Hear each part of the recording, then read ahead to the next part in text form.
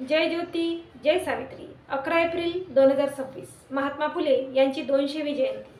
त्यानिमित्ताने महात्मा फुले यांनी त्या काळी अखंडद्वारे मोठे प्रबोधनात्मक कार्य केले, ते आजही उपयुक्त आहेत। मी आरती अंकुश लोखंडे, माणिकवाडा, यवतमाळ आपणासमोर सादर करते महात्मा फुले यांची अखंड काव्यरचना। ऐका अखंड।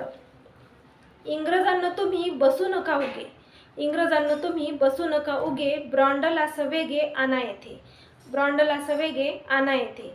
त्याचे कान धरा दावा दुष्टवेद, त्याचे कान धरा दावा दुष्टवेद, आर्याजींचा मद क्षुद्र शळ, आर्याजींचा मद क्षुद्र शळ। त्याला ठावे नाही शूद्राधिक हाल, त्याला ठावे नाही शूद्राधिक हाल, कृत्रिमाचा लाल चमकेना, कृत्रिमाचा लाल चमकेना।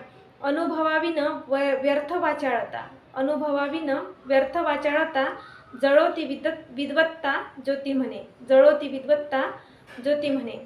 या ओळींचा अर्थ सांगते। या ओळींमध्ये महात्मा फुले यांनी इंग्रज सरकारसमोर शूद्रांच्या दुःखाची खरी परिस्थिती मांडण्याचा संदेश दिला आहे। याचा अर्थ सांगते।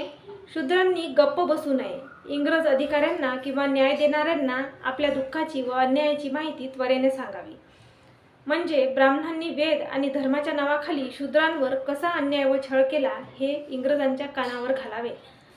इंग्रजांना शूद्रांचे खरे हाल माहीत नाहीत। बाहेरून दाखवलेले खोटे वैभव किंवा कृत्रिम खोटेपणा, कृत्रिम मोठेपणा जास्त काळ टिकत नाही। फक्त मोठमोठ्या गोष्टी बोलण्यात काही अर्थ नाही। प्रत्यक्ष अनुभव, सत्य आणि कृती यांनाच महत्त्व आहे। खोटी विद्वत्ता निरुपयोगी आहे, असे ज्योतिबा फुले सांगतात। या ओळीतून महात्मा फुले समाजाला अन्यायाविरुद्ध आवाज उठवण्याचा, सत्य मांडण्याचा आणि कृतिशील राहण्याचा संदेश देतात। महात्मा फुले यांनी दिलेला संदेश आजही उपयुक्त असून आपण सर्वांनी त्यांनी दिलेले संदेश उपयोगात आणावे ही विनंती सावित्री शक्तीपीठ पुणे महाराष्ट्राच्या वतीने आम्ही करत आहोत।